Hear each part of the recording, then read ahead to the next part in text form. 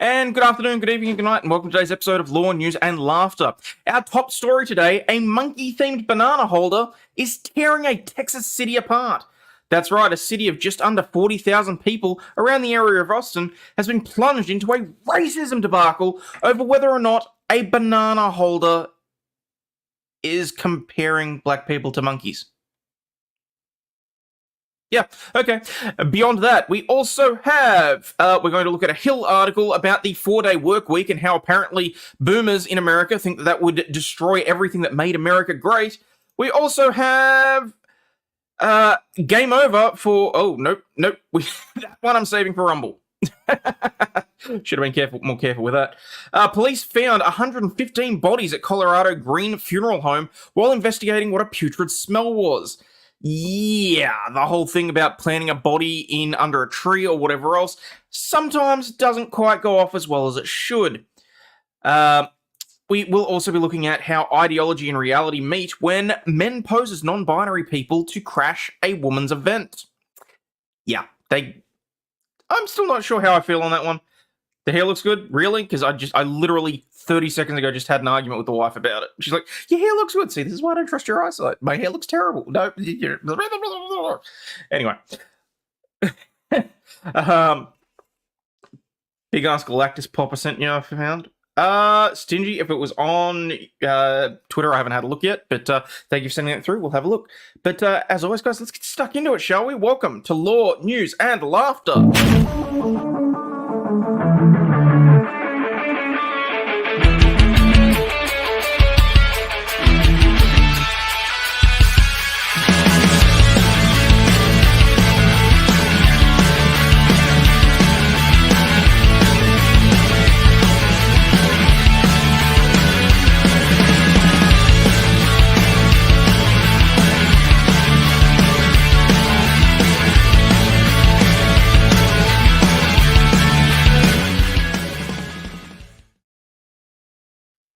Yes, Burberries, I did see that. However, I've decided that there is enough not safe for work, or should I say not safe for YouTube content, that I will be doing a Rumble flip today, because we've got a few other things to talk about. So, after about the 45-minute to an hour mark, you'll know when I'm transitioning over. I will put the link in chat, and we'll talk about some of the stuff that's not safe for YouTube. But in the meantime, let's get stuck into this monkey, shall we?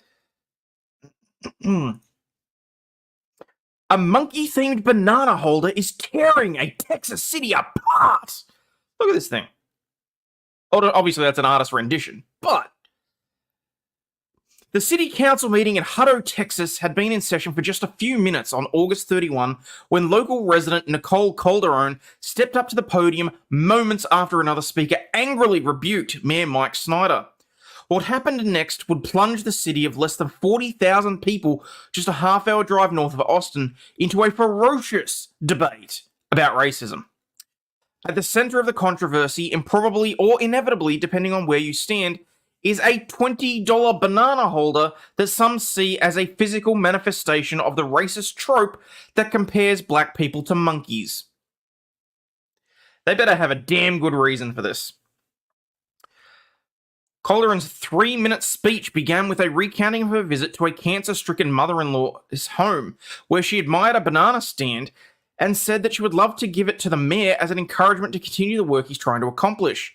She then bent down to reveal the colourful holder, which featured a figurine of a cartoonish monkey at the base and 5 ripe bananas hanging from the hook.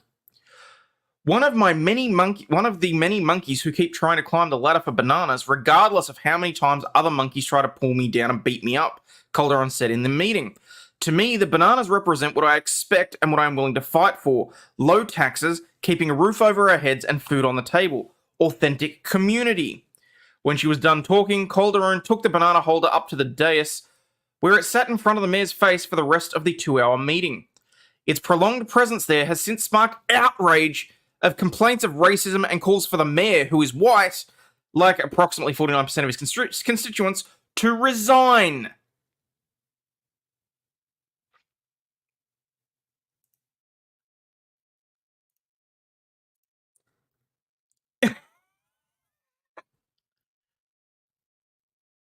Let's clarify. The actual holder itself is the monkey with the tail. The bananas are real.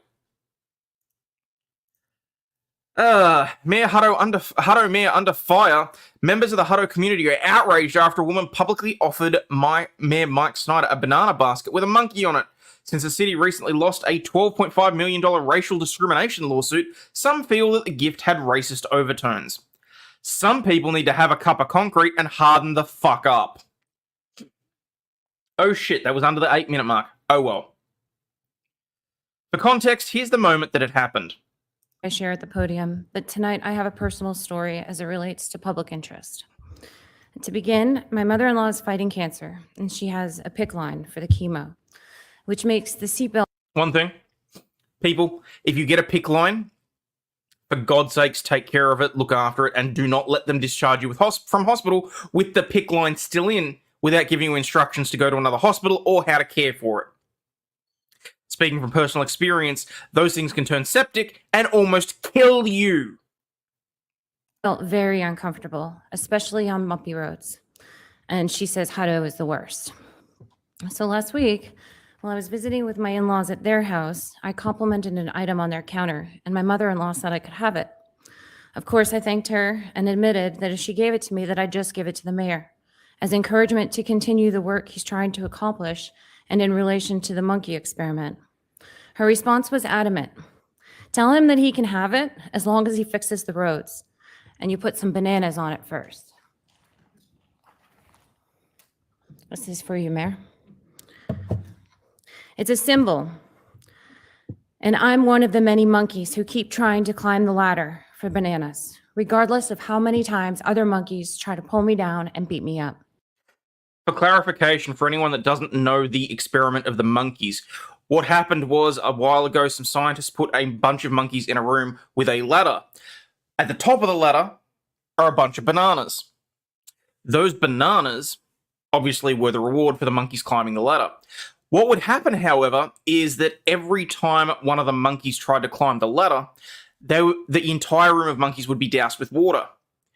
Over time, the monkeys learned to associate trying to climb the ladder with being punished.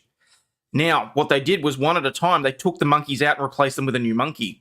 Now, despite the fact that the new monkey had never when the new monkey went in and attempted to climb the ladder, everybody got sprayed with water. So over time, they obviously learnt as well that you don't climb the ladder, you don't chase the bananas, otherwise you will be punished. Over time, they gradually replaced each and every one of the monkeys. And for some reason, each and every time the monkey tried to climb the ladder, the other monkeys would attack the monkey trying to climb the ladder. And so again, over time, they learnt no monkey climbs the ladder.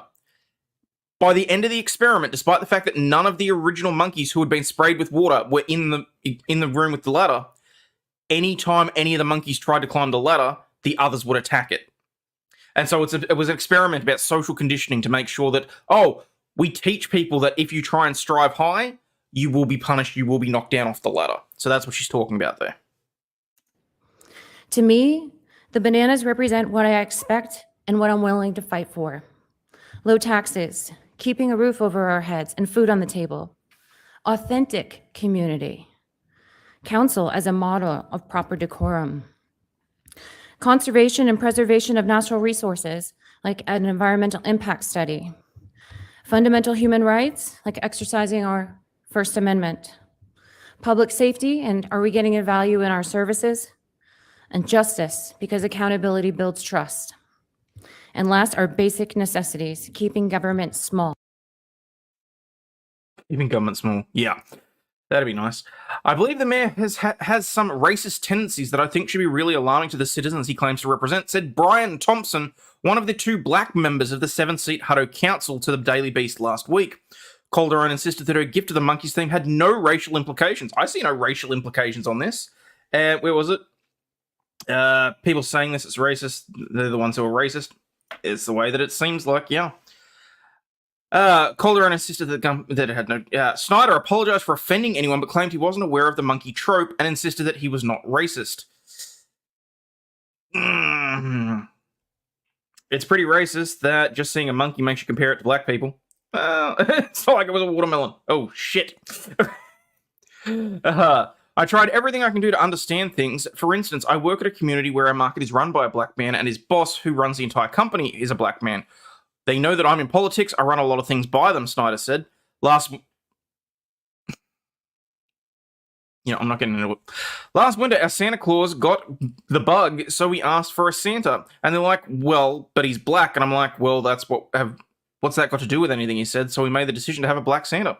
And not one person made a comment. Wim says, my wife is black and she's confused about the stupidity. It's a cute monkey. What's the big deal? Was her quote. Thank you. Honestly, as bad as it sounds, some people just have a bug up their ass and a chip on their shoulder about these things, and they see it everywhere they go. Honestly, I compare it to a form of PTSD, because once you wrap that cloak of victimization hood around yourself, you look for every excuse to cry foul that you can. Hello, Mandy. How you doing? Made the decision to have a black Santa. The uproar over the banana hanger did not come out of nowhere, and this was not the first time that Snyder, a Republican who was elected mayor in March 2021, has been accused of racial insensitivity. 3 years ago, when he was a council member, he was named in a racial discrimination suit and a breach of contract lawsuit against the city. Excuse me. In December 2020, a complaint filed in the Texas federal court by Otis Jones detailed a host of allegations against the city, including the claim that Snyder had created a hostile work environment after he was elected to the council. So, a former employee who had an axe to grind claimed racial discrimination. You'll have to forgive me if I'm a little bit cautious with that. I would want to see the suit. I'd want to see the evidence. Jones was Hutto's first black city manager, and after complaining about his treatment, he negotiated a $412,000 severance package to vacate his post. Days after the deal was approved by council, the lawsuit alleges Snyder and other council members launched a campaign to disparage him and scuttle the severance payout. They allegedly put out a press release that accused Jones of violating the agreement, trashed him in the media, and threatened to ruin his life and career. What the suit described as a racially motivated crusade culminated with the city declaring the severance agreement void and demanding a refund of the money that it paid Jones nearly a year earlier. He sued the city the following week, and in a 4-day trial in March 23, the jury sided with him, finding the city illegally breached its contract because of race. The jury voted for the $12.5 million in damages for Jones, and the city appealed in April and asked for a new trial, claiming there was no evidence to support the excessive award. A judge dismissed the individual claims against Snyder and the other individuals prior to the trial, but the mayor did testify. Interesting that you buried that right at the end of that paragraph. The claims against him for having actually made the work environment hostile and racially motivated were dismissed. Interesting. Apparently, obviously, there was enough there for there to be an award. Again, I would want to see the details of the entire case. Seems like Mandy says convenient racism. Well, you know.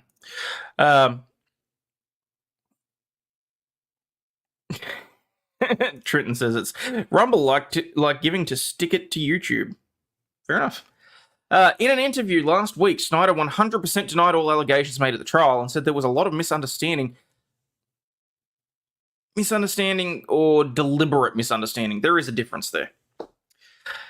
And predicted the truth would come out during the appeal. Jones disagreed, of course he did, and seems to be well aware of the current race controversy enveloping Snyder. After a trial featuring testimony from multiple witnesses, including Mayor Mike Snyder, a federal jury considered the evidence presented and unanimously returned a historic verdict in the city of Hutto. Ted Smith, one of his attorneys, said in a statement to the Daily Beast. The jury found that the city had breached its agreement with Otis Jones, the city's first black manager, and had taken that illegal action against him because of his race. Okay. I'm starting to get an impression of exactly what happened in that case now. And obviously, without reading it, the actual reason that he was awarded damages was for breach of contract in relation to the severance agreement. And what they're saying is that breach was motivated by race, and therefore they've used it as an aggravating factor in determining damages. I would very much want to know exactly what the appeal or banana peel. Banana peel. Maybe banana peel. This seems like it's convenient, shall we say, but the point is, you can't say that the claim was racial discrimination when it was actually breach of contract. That itself, to me, is a bit race baiting. But anyway. Mr. Jones is saddened but not surprised to learn this kind of reported racism continued at Hutto City Hall. Look at a monkey. This is literally what this is all about. This thing right here is what they're saying was racist, because a white woman presented this to a white mayor and had legitimate reasoning for why she wanted to provide it to him based on a scientific experiment where she was saying that she wants this mayor to continue climbing the ladder irrespective of being pulled down and punished by other people. I would buy this monkey. I would buy this. I think it's cute. It's a little bit kitsch. It's a little bit campy. I don't like the green base, I'll be perfectly honest. It wouldn't go with anything in my kitchen. But I think this would encourage my daughter to eat bananas. Looks like the Cocoa Krispies monkey. Cocoa Krispies? Oh, right, okay. I keep forgetting they changed the names from country to country. The lawsuit and a massive jury verdict, a sum that exceeded more than 10% of the city's entire budget, put Snyder in a precarious position. Oh, hang on. Is that... Oh, no, that's just copy the budget. Okay. The lawsuit confirmed to me what I had already seen happening, which is not upholding people's civil rights. Onesha Williams, a community advocate and co-founder of Black Families of Hutto, told the Daily Beast. The lawsuit had people holding their breath because the city is on the hook for it. Still, nobody could have foreseen that a special summertime council meeting to discuss a new revenue tax proposal would leave Snyder under such intense public scrutiny. After the meeting kicked off with the Pledge of Allegiance, the floor was given to a resident who sounded off on Snyder for ignoring anyone who doesn't agree with him. That's just government. If you're surprised by that, you really need to get out from whatever rock you're living under.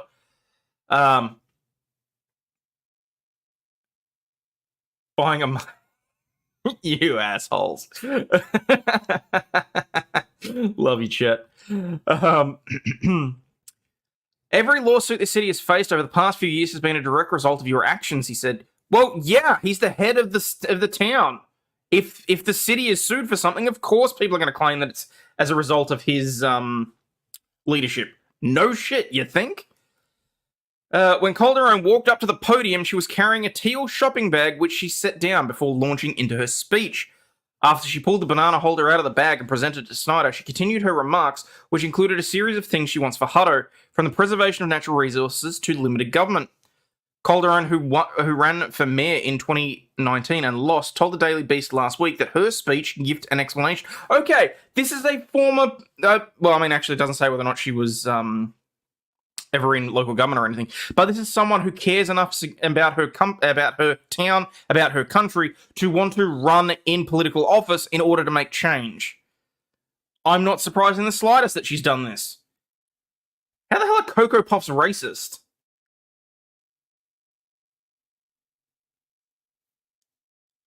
Monkey looks like Curious George. She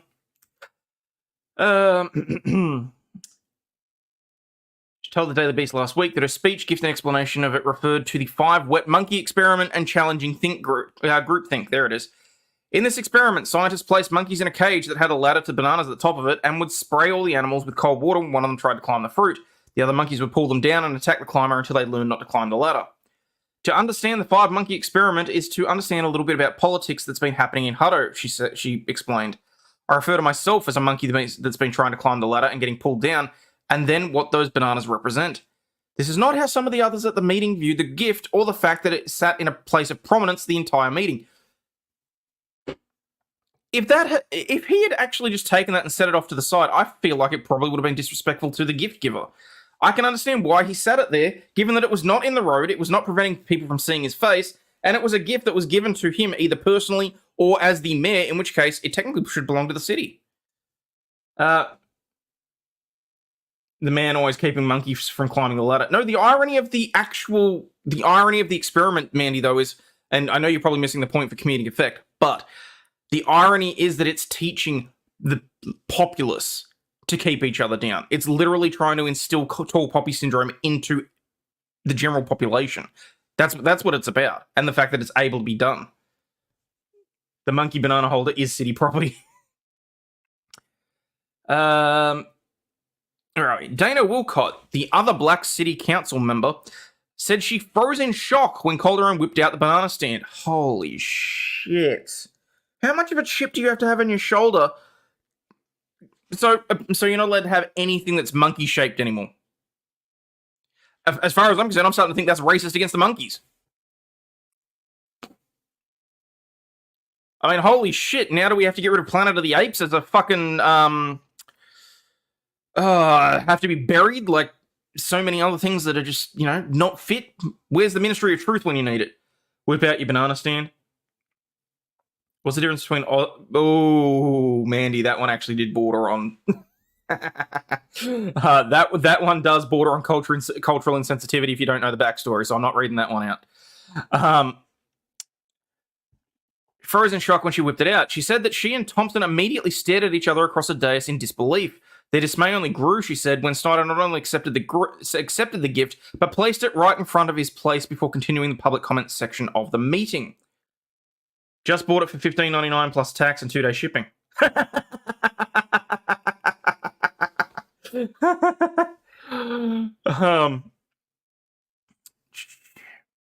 Right. See, and this is the problem with it, because when victimhood becomes institutionalized in that, and you are taught that from a young age, and you just use it to every advantage, you come out with statements like this. I saw a decorative monkey banana holder and I was offended. I was offended! What the hell is wrong with people? Did that really just happen? They texted each other. Wait, what? You were texting each other during the council meeting? That's not appropriate either. But they did not say anything publicly. Several meeting attendees told the Daily Beast there was no obvious reaction in the audience. We chose not to respond at the moment because we wanted to remain professional. Thompson said he did not think the over-the-top gift was racially motivated until after Calderon stressed that it was specifically for Snyder. Then I started to get very angry, he said. I understand bringing up a prop and presenting it to get your point across, but then gifting it to the mayor, knowing that the mayor has had allegations of being racially biased. Get the fuck out. This is about your own personal interpretation of shit, and this is... no. The councilman added that having to look at the fruit stand for the rest of the meeting made him feel like he'd been put in his place, and that if he had spoke up, he would have been perceived as an angry black man. It was not until a private session after the public meeting that Thompson and Wilcott said that they complained. Wilcott said that Snyder acted really oblivious and insisted that the gift was harmless. It's fucking harmless. It really is. Snyder denies talking to Wilcott or Thompson privately about the gift. We were not supposed to accept gifts anyway, she said. I love how they've cut the photo so she's not in the frickin' photo either.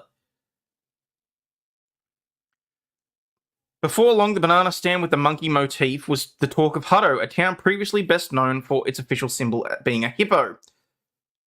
On behalf of all fat women, I'm offended.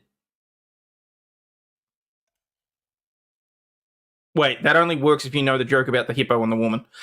On behalf of all fat people, I'm offended. Get that hippo off of your fucking seal. Oh my god.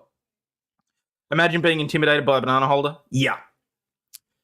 The morning after the council meeting, Facebook posts featuring Calderon's speech and her gift began to pop up. Several residents told the Daily Beast that they immediately thought the fruit stand was racially charged and an example of Snyder's insensitivity to minorities. I was mortified, to be honest, said Heather Mack, a Hutto hair salon owner who saw the banana stand on Facebook and told the Daily Beast. I couldn't believe someone in this day and age was not better educated about what a banana and a monkey mean. Make sure to do all the things to support this channel. Thank you very much, Rabbit. Hutto will now be included in the Austin quarantine zone. The gift is harmless. The action by the recipients or non-recipients aren't harmless. There is a variety of monkey-themed banana holders available through retailers, including Walmart and Amazon. Onisha Williams, the community advocate, called the banana holder the straw that broke the camel's back when it came to Snyder. Calls for his resignation ballooned, as did the online tensions between Snyder supporters and critics. The mayor, in my opinion, has been highly harmful to marginalised people, Williams said. The immediate reaction is that one thing in the collection of issues that has been escalating. The imbroglio featured at the September 7 council meeting where one resident slammed Snyder for allowing the bananas on the dais with the monkey. Terrence Owens, a school board member, also skewered Snyder. When he spoke, we saw bananas, he said, demanding that the council get diversity training. We have to do better.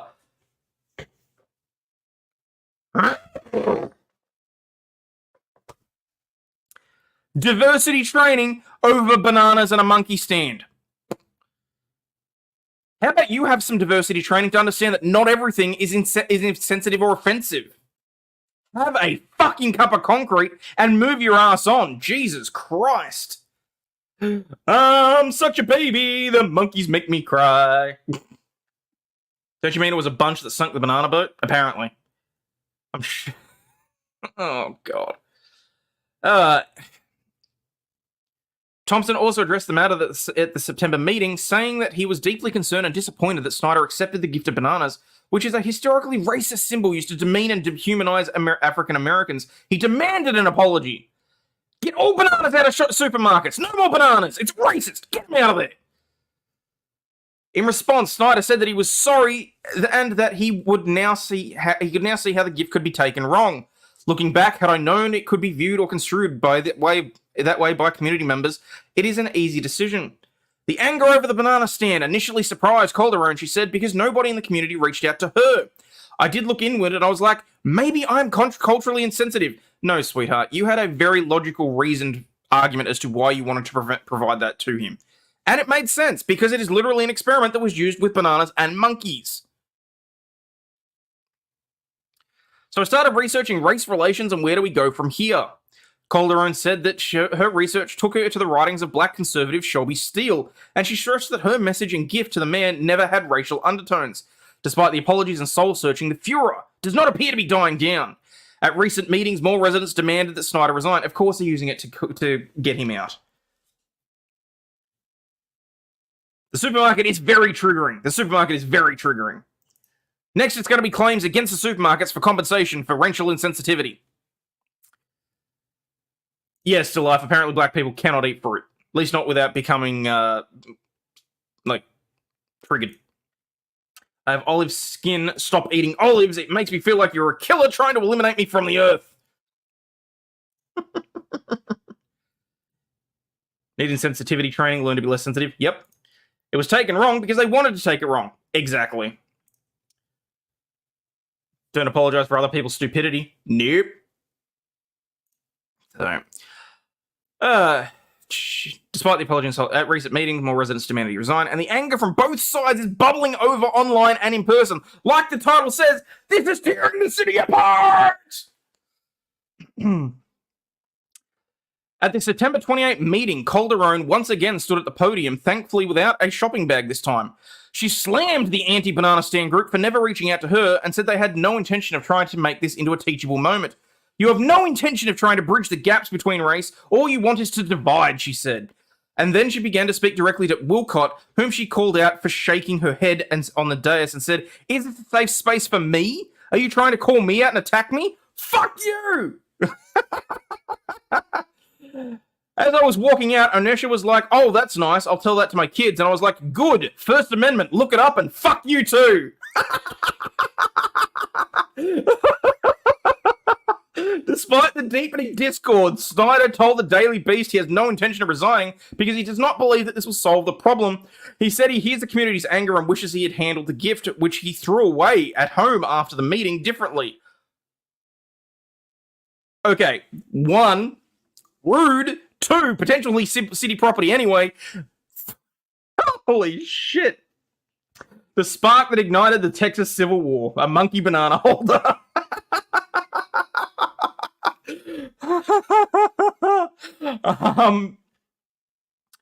He said he hears the community saying blah, blah, blah.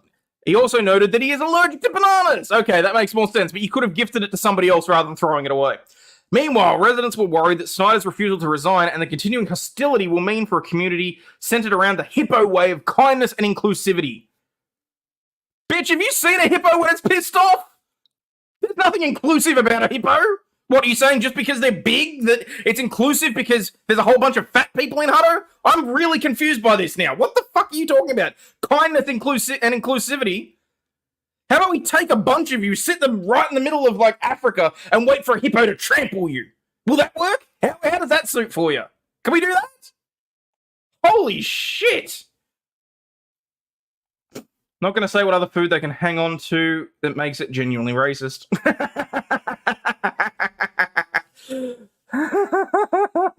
$112. Does it come with a banana job? Probably, Mandy, but you probably have to supply the hand yourself. Things have never been worse, Wilcott said. Yeah, I agree, and from the sounds of it, it's because you and Thompson are on the city council. You can't throw monkeys in the garbage, that's racist. You should have paid the monkey banana holder reparations. Bananas plus hippos are crazy as fuck. Exactly, Dork. Good to see you, buddy. Mayo actually does trigger my daughter. She hated it as a kid, so I put it in her mouth instead of soap when she was an asshole and wouldn't stop talking back.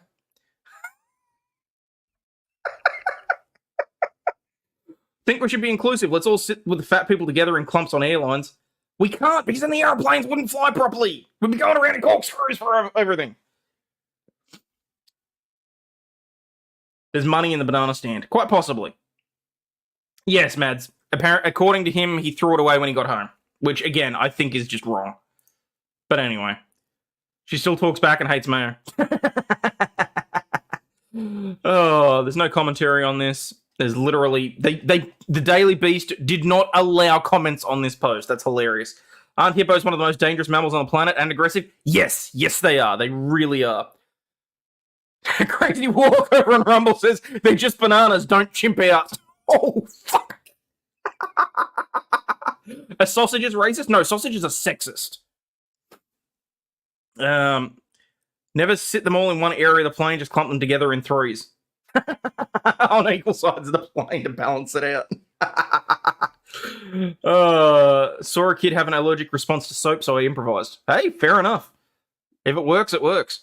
But seriously, for anyone filtering in, this is what this is all about. A woman gave this to a city council member saying, I don't want you to be one of the monkeys that gets discouraged by being sprayed with water. I want our city to keep progressing. And that's the irony of this. That's the irony of this, is that the whole speech she gave was about progressing and improving the city and not being held back by others. And yet that's exactly what's happened under the guise of racism. Holy fucking shit! Sausages and donuts are sexist. Yes, they are. Yes, Paulson Thunder, I'm pretty sure I'm banned now, so fuck it. Enjoy the show, people. Make sure you go and subscribe to Aussie Overlaw'd 2, which is the Aussie Overlaw'd archive, and in case I ever do actually get banned. So, maybe we need to spray the elected monkeys. Oh, we're Chiro! Oh, fuck! Welcome to the show, peeps. Holy shit. And they consider this time well spent? Yes, Susan. Apparently this is time well spent. They just identified the woman's body that was the back of the truck that had been grated and spit on after the death by Hamas. She wasn't even Israeli. She was Israeli. She was German. Oh. Ooh. Oh. What city? This is Hutto in Texas. So, yeah.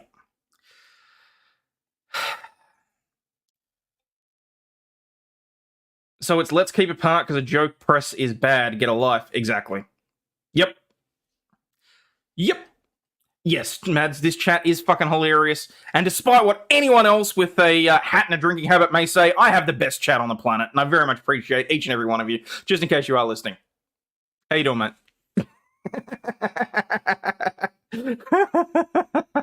All right. So that was our top story for the day. Now we can get stuck into some other less important, more depressing, and occasionally funny news. But first, we're going to move on to why the 4-day work week could destroy everything that made America great. Because the boomers want to keep everybody under their thumb, working 5 days a week to make sure that kids are in school and being indoctrinated with how they want kids to be raised so that they can control the next generation through all sorts of, like, teachings. What they call teachings.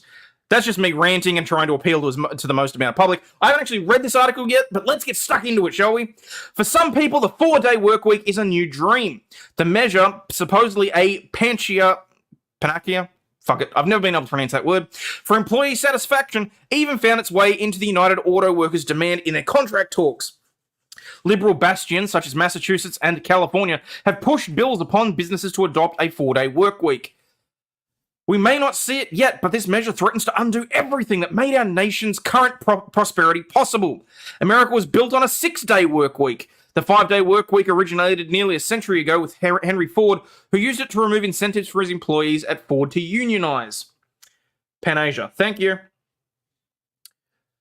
Jason J says, the 4-day work week actually saved my marriage. Yeah, I completely understand that, because here's the thing, and what people don't understand is, especially in the most recent years, what I have seen is that the 5-day work week and the 9 to 5 is expanding. There's already people that aside from working the 38-hour week, have to work 40 hours or even 50 hours and working overtime and not getting paid for it and all sorts of things. And that can be very damaging to the social relationship at home. Has anyone spoke with Joe? Not that I'm aware of. Why? Something I need to know?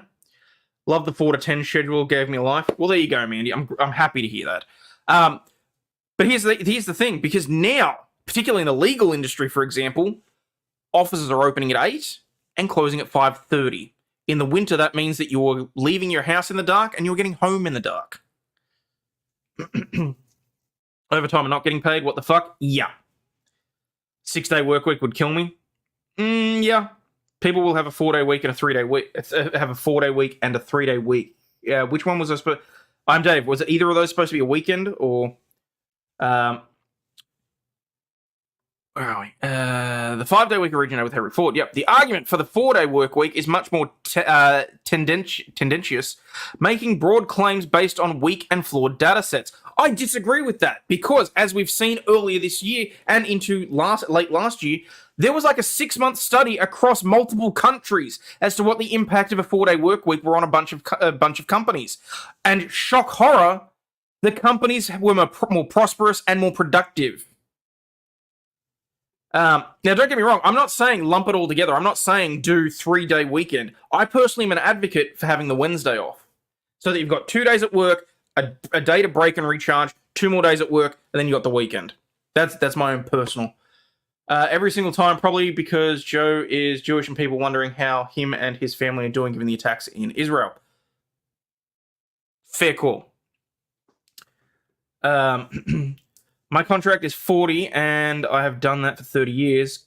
Get over yourself and work, for fuck's sake.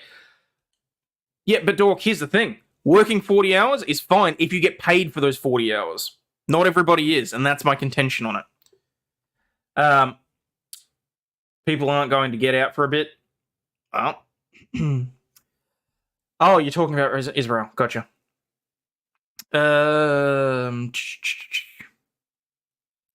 Story after story in the media expands upon how much less stressed employees are with a 4-day work week. At the risk of sounding pedantic, well, duh, of course less work means less stress. Work is stressful, as any working person can tell you. But stress is part of life. You will never be stress-free until you're dead. Has any society or economy grown or possessed any dynamism while everyone was lying in a hammock? Of course not. But if you're fully expecting people to work significantly harder than they have for the last, 50, 60 years, then you need to have a balanced amount of downtime. You just do. Cutting 20% of your commute is a bonus. This is true. Just cause a salary and it sucks. Yep. Oh, I'm sure you got paid, dog. And that. Like I said, that's the difference that I'm. Given that so many new, the short answer is that it just doesn't work. A more complex answer is that it's not good for those employees' companies. And if you want to see those same employees really stressed out, just see what happens when their employers lay them off or shut their doors due to falling productivity or lost profits. Most of the studies behind this fad extolling the benefits of shorter hours are self-reported. In other words, employees are the ones saying they are less stressed and more productive. This data is not based on company revenue or any other objective metric. Then go and have a look at the fucking one done by the, oh, shit. Who produced it? It doesn't matter. Taxes are our ass, yes. Wouldn't know what to do with another day off. Guess find a hobby that'll cost me more money. Yeah, probably. Susan all saying I'm retired and I miss working. Well, it's also worth mentioning that Japan already tried this. From 88 through to 96, Japan shortened the work week from 46 hours to 30 hours. The result was not ambiguous. Economic output fell by 20%. But let's take a closer look at the studies cited supporting the shorter 4-day work week. Iceland did something similar when it shortened healthcare work hours on a trial basis starting in 2015. The results were blasted all over the headlines, especially during the bug. Some are now calling it an overwhelming success for the 4-day work week. Two think tanks that heavily shill for the 4-day work week base their case on this study. But the first thing to note is that the study didn't actually test a 4-day work week at all. Rather, it shortened their overall hours in a 5-day work week. I have no issues doing it that way either. Go 10 to 4.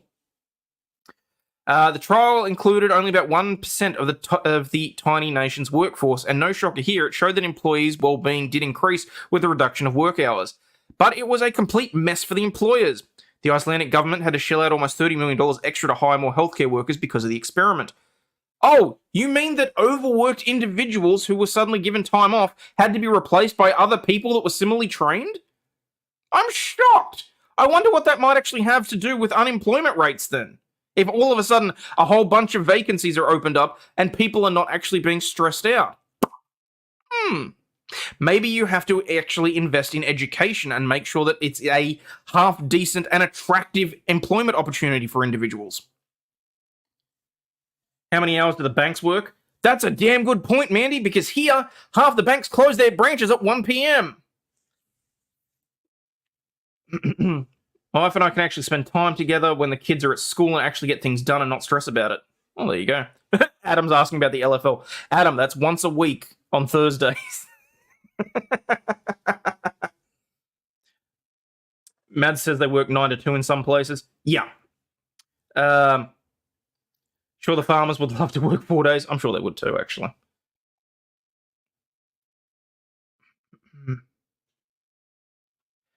Computer revolutions had led to record highs in worker productivity. Yes, worker productivity and massive record profits for certain companies. I wonder why they would be pushing to make sure that that continues. Author won't suggest the true solution, which is firing the overbloated managerial cast. Of course not. Why the hell would they suggest that? Tanker works 4 10-hour days. It sucks because I end up resting one day and half recovering over the long days. Then a day where I have everything I can't do during the week. This is based on office work stuff. Get a warehouse job. You need 2 to 3 times the workforce. That's fair. Will midget fights become a staple of the streams? Maybe not a staple, but certainly a recurring event. Manny says, I've trained 3 people so far this year. Not one of them has stayed. Damn. Right. Microsoft also tested a 4-day work week by shutting down its Japan office every Friday during the month of August. The claim is that this resulted in a 40% increase in productivity.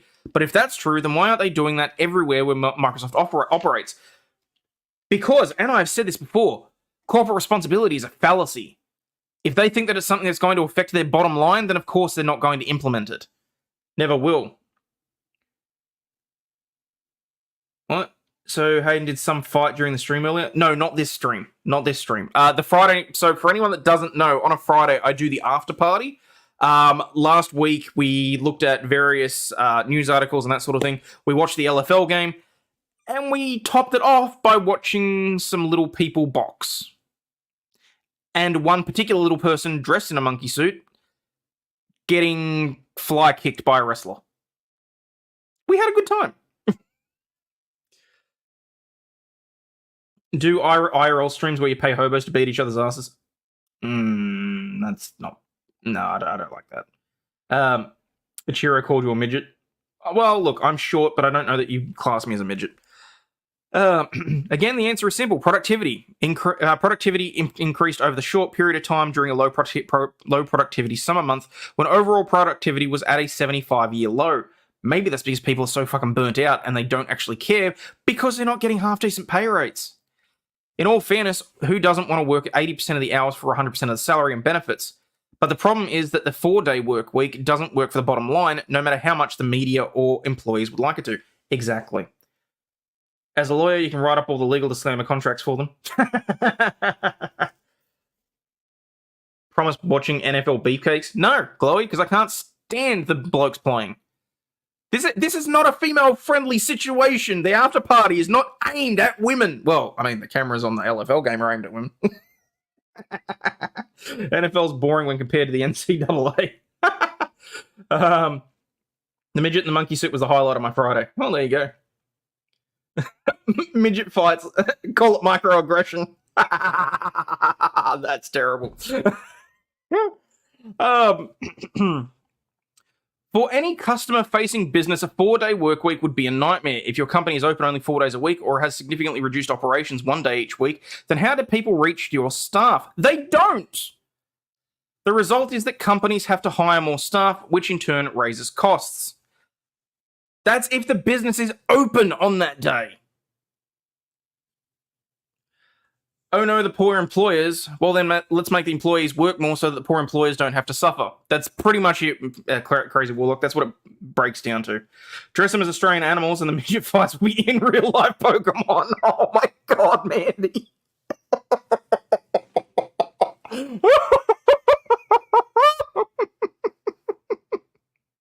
Never thought I'd hear a midget in a monkey suit as the highlight of some people's day.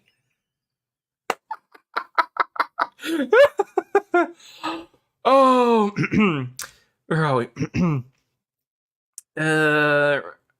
We built the nation and got ahead working 6 to 6.5 days a week. The countries that are now competing against us have essentially 7-day work weeks, and they are rapidly catching up to us. If American companies bow to pressure and embrace these new think tank-driven fads, we're going to have a real challenge on our hands when it comes to competing with our adversaries. I think that look, as bad as it sounds, I think there's other problems that need to be focused on first.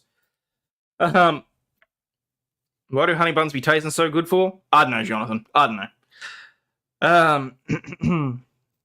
Liberty Vivet is a professor of data science at Washington University who's shocked. Yeah, which is funny. There's no citations, no real citations anyway. And who's shocked that it was written by a university professor? Oh, I don't need to include citations. It's all my well-researched opinion. No one needs to know my basis or my sources for it. Good God. All right, where are we?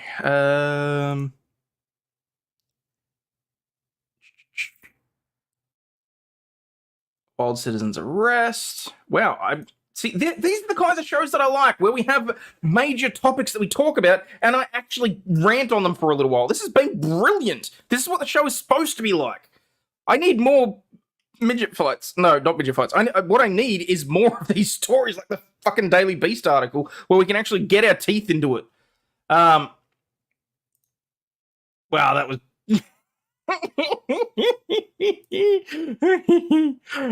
Hang on. No, we'll save that one for Rumble because that includes self-deletion. Turkeys. All right, here we go. Driver of stalled car faces murder charge after troopers find man's body slumped in the passenger seat under a pile of clothes. Troopers responding to a stalled car on the highway on Iowa this week found a man's body slumped in the passenger seat, hidden under clothing, and arrested the driver, who had asked officers for a jump start. The driver, identified as Jihad Abdul Malik Gassaway,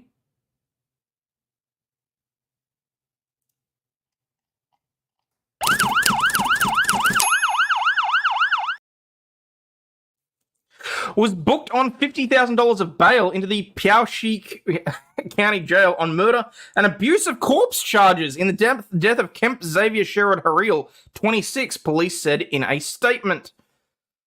The discovery was made on Tuesday morning when Iowa State Police responded to reports of a stranded Chevrolet Malibu on Interstate 80 at the 187-mile marker. A trooper found Gassaway trying to restart a stalled vehicle.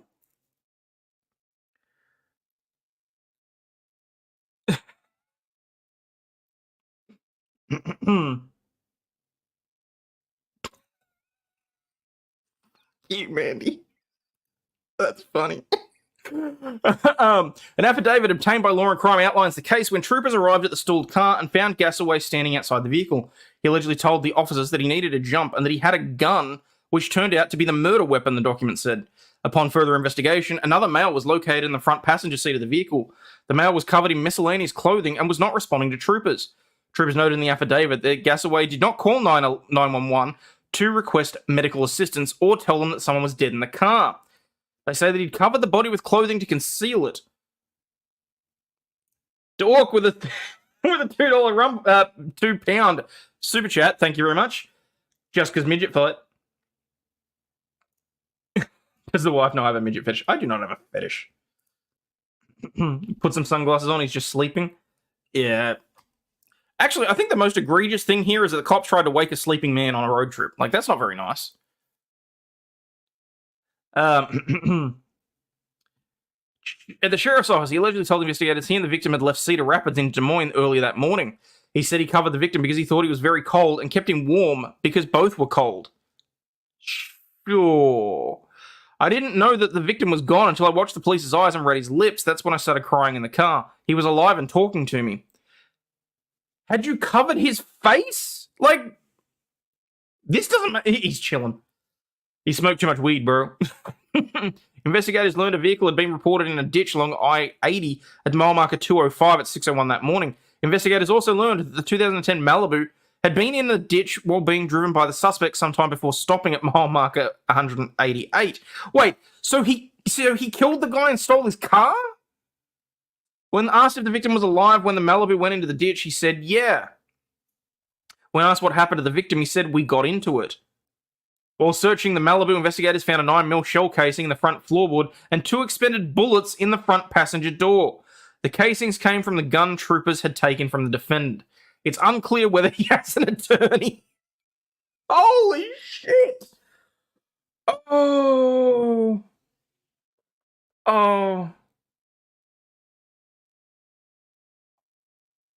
Talking as in, please let me go. I promise I won't call the cops. Holy crap. Oh, well.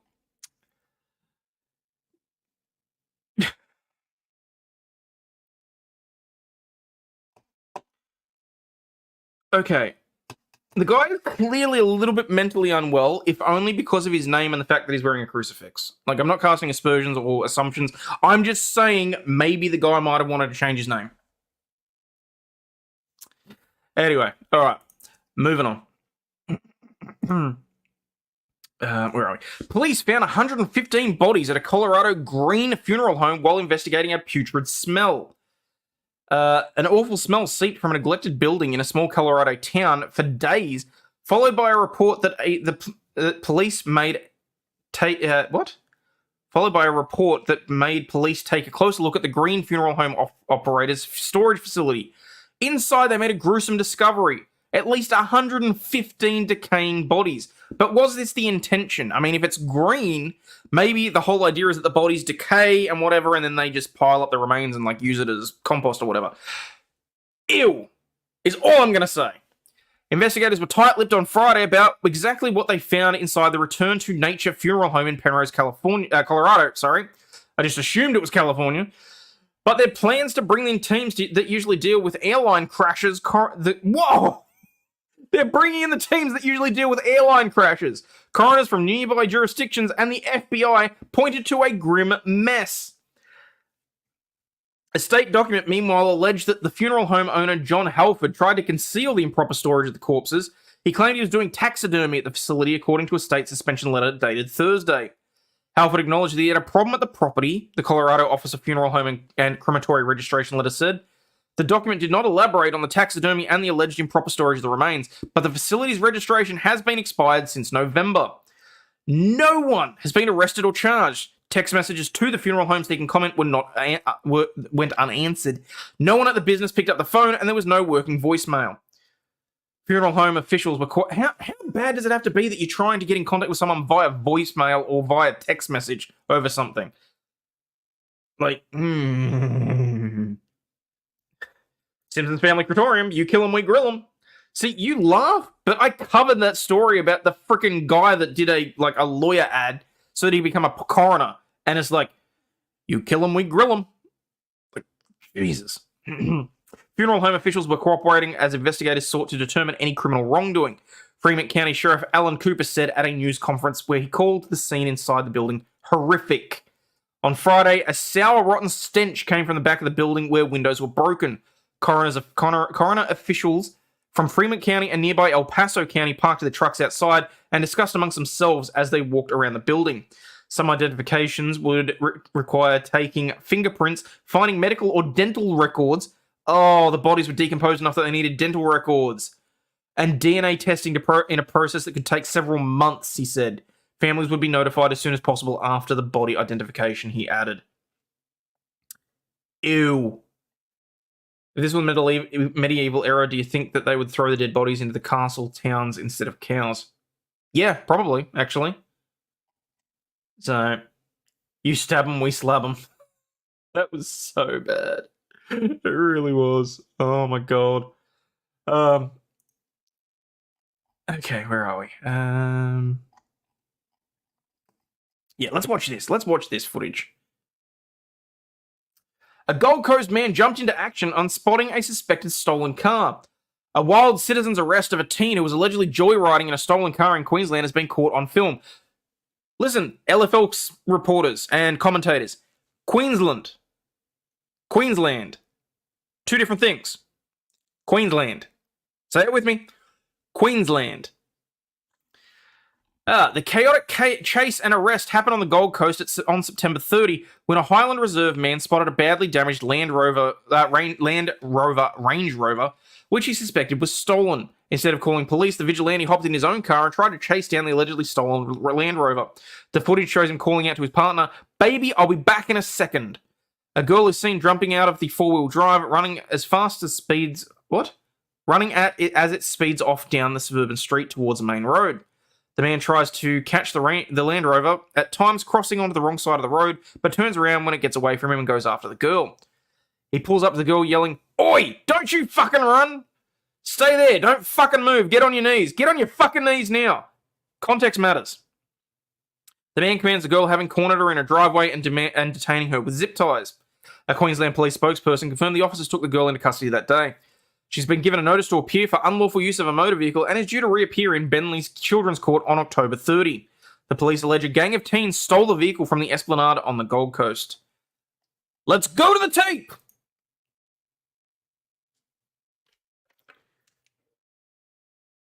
That's her that's got out of the car.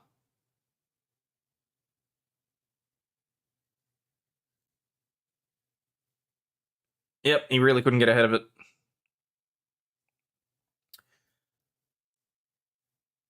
Did I see Biden speak on the Hamas attacks? He admitted live on TV that he got to work at 8 a.m. They didn't even bother to wake him. Oh, Jesus.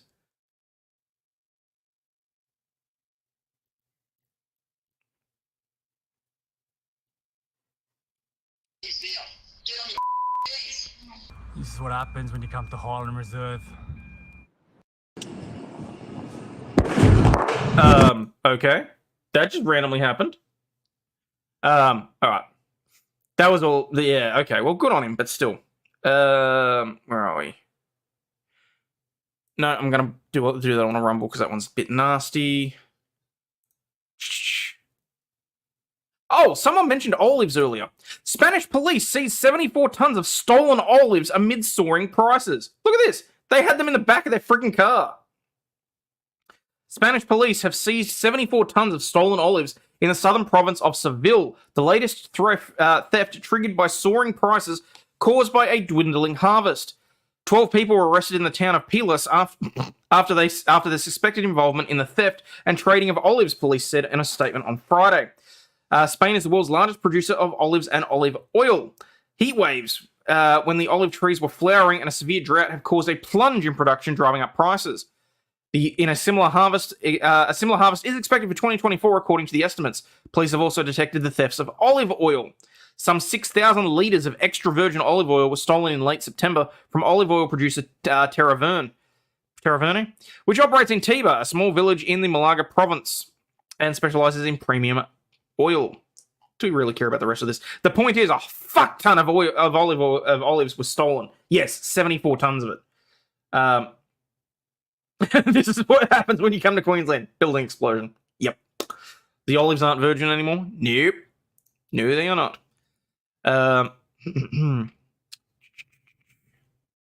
Prosecutors lay out evidence against teens. Yep. All right, we'll cover this one quickly. Prosecutors lay out evidence against teen suspect charged with killing beloved New York City activist. Is there such a thing, though?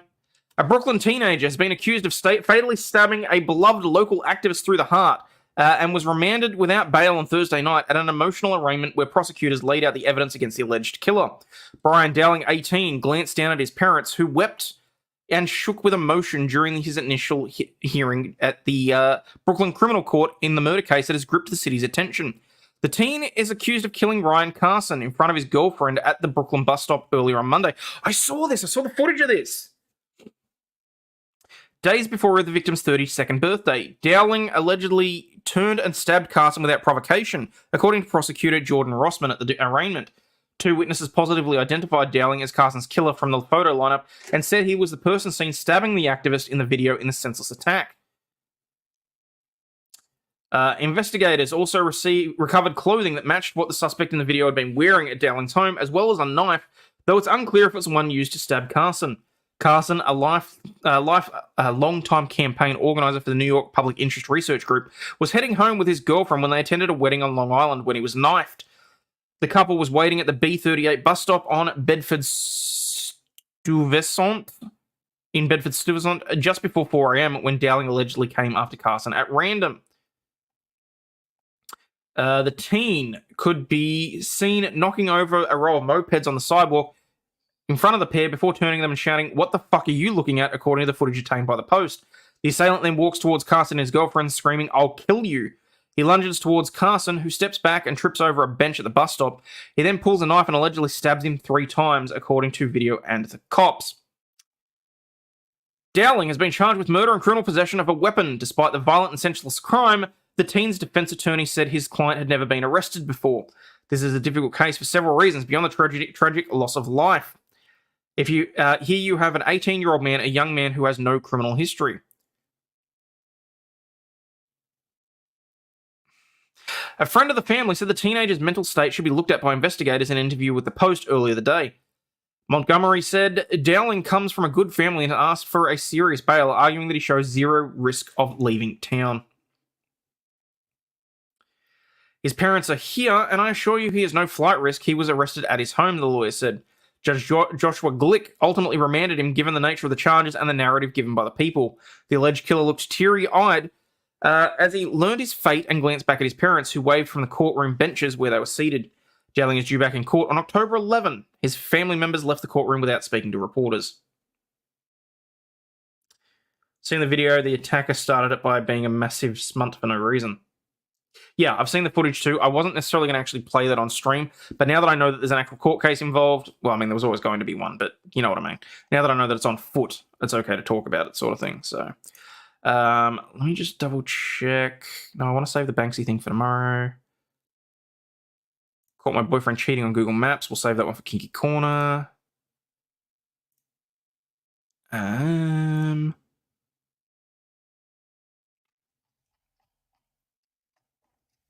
Oh, yeah, we're at the 103 mark. Okay. All right. Woman sues hospital for denying her treatment for debilitating headaches because she's of childbearing age. A 32-year-old woman is suing an upstate New York health system and doctors. I'll close that. Alleging that a neurologist refused to provide her treatment because she was of childbearing age. According to the complaint, Tara Reid suffers from cluster headaches and was seeking treatment from a neurologist, which is owned by Albany Med Health Partners. After a previous doctor retired, she was referred to Dr. Jonathan Brayman and sought treatment from him in September 22. While at an appointment with Dr. Brayman, she was told that although there were safe, effective treatments available for cluster headaches, he could not prescribe them to her insurance not covering care that could cause potential defects. Ms. Rule then argued that she already takes medication, Celicept, for another condition that has potential to cause birth defects, and her insurance covers that prescription without issue. Dr. Brayman then told her that she was wrong and that Celicept does not wield those side effects. She pressed him to look up the side effects, which he read aloud at the appointment in a conversation that was recorded. He then asked the 32-year-old what she would do in the event of a pregnancy, the complaint stated. Uh-oh, spaghetti-o. Miss Rule said she would have an abortion. After some back and forth, he suggested that she think deeply about her use of Celicept given the risk of birth defects and added that she should bring her male partner in on the conversation about her treatment. However, she countered that her partner had a vasectomy, so the risk of pregnancy was out of the question, the filing states. Miss Rule then apparently asked the neurologist if it would be safe to prescribe the same treatment for women who had gone through menopause, which he said yes, they would be. What doesn't cause brain defects anymore? It's true.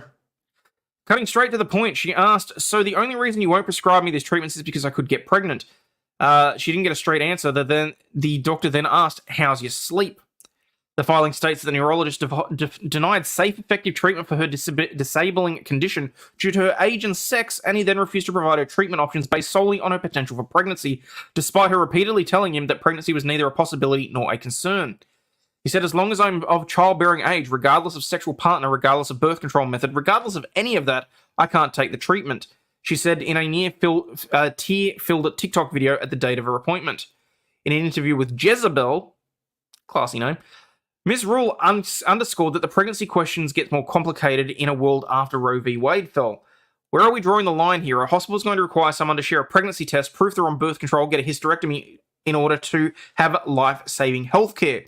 She said she hopes her case can create more protections for those of childbearing age.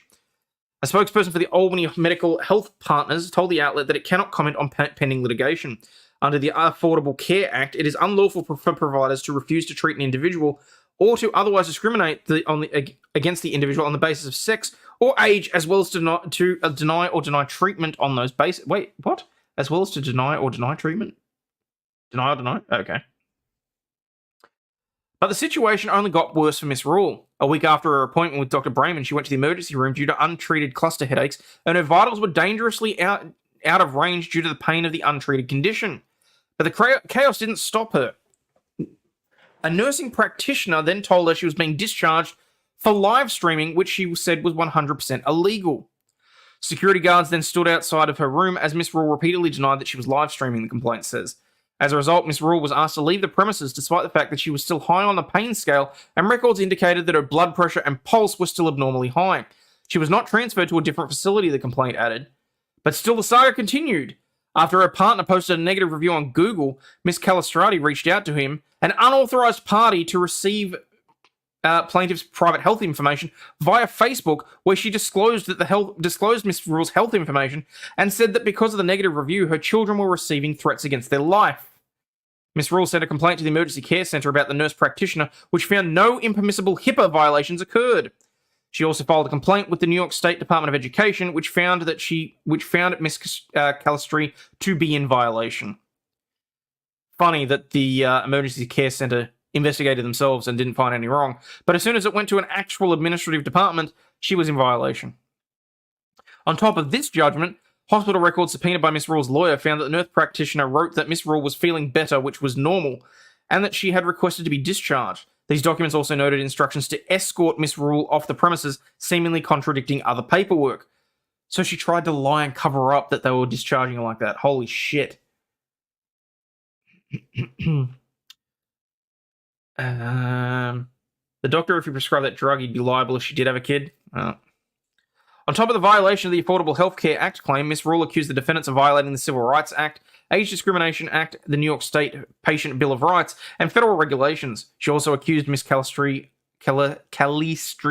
of violating HIPAA. In the year since her appointment with Dr. Brayman, she told Jezebel that she still hasn't been prescribed the medication she sought to treat her cluster headaches. Miss Rule added that she never intended her experience to amount to a lawsuit, but merely wanted an apology. Oh god, that's alright.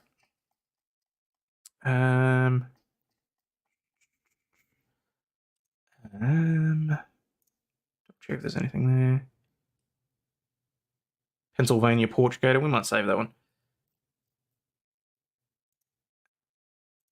Cat day. All right. State police interest surging after... Oh, yeah, hang on. I want to cover this one too very briefly. Crack off. State police interest is surging after college credit requirement has been axed. Pennsylvania State Police application spiked after last month after the governor axed the agency's college credit requirement. Nearly half of the 1,200 candidates were not eligible before the August 28 announcement. Overall interest has surged in the previous half-year hiring period. The agency's received 1,745 applicants. We're pleased to see this jump in applications, said PSP Commissioner Colonel Christopher Paris. It's my hope that even more of the brightest and most hardworking women and men from Pennsylvania and the surrounding area will see themselves in a rewarding career with the state police. Would-be troopers take a written exam, a polygraph, a background investigation, a physical test, a medical, and a psychological screening before a 28-week cadet training program. Shapiro was glad to see the application boost. We're empowering Pennsylvanians who want to serve their community, and I'm proud of the individuals who have applied to become the troopers following our announcement dropping the college credit requirement. Waiving the requirement was spurred by municipal police shortages. As small departments disband, state police must pick up the slack that can spread troopers thin as fewer are around to cover large areas. Police chiefs across the Commonwealth have warned legislators of the issues for years. Hiring new officers has been difficult, as has keeping current ones. The rules and regulations that slow down the hiring process mean many applicants drop out.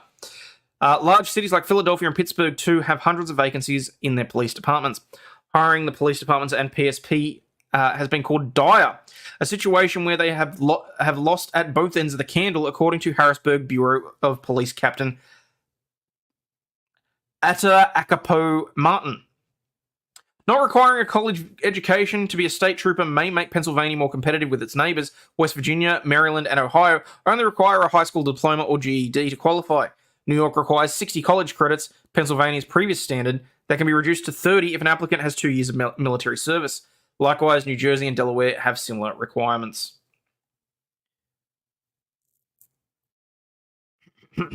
Yeah, rewarding career. Well, here's what it is.